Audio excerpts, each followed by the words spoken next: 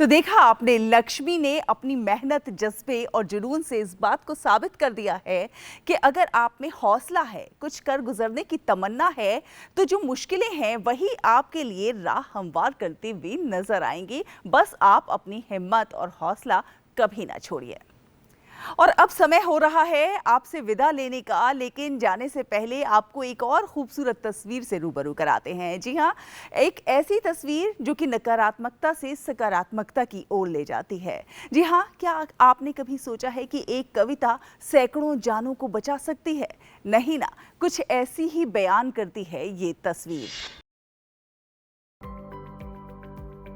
तो अगर आप भी जानना चाहते हैं कि कैसे एक कविता सैकड़ों जानों को बचा सकती है, तो आपको लिए चलते हैं केरल।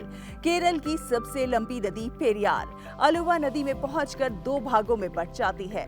20वीं शताब्दी के उत्तरार्ध में इस नदी में अत्यधिक रेत खनन के कारण कई भंवर बन गए थे और स्नान करने के लिए नदी में उतरने वाले कई लोग उसमें फंसकर अपनी जान गंवा देते थे।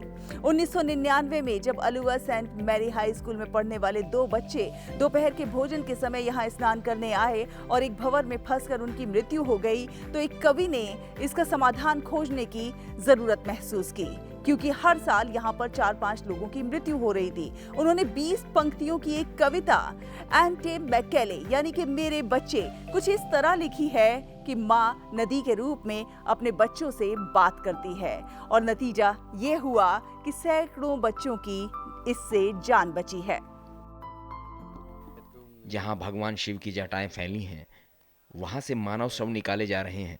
यह सहन न कर पाने के कारण उस शाम मैं नदी के किनारे आया और नदी को देखते हुए किसी उपाय के बारे में सोचते हुए मेरे मन में पहली दो पंक्तियां आईं। बच्चों, इसमें कदम मत रखो, मृत्यु यहाँ घात लगाए बैठी है।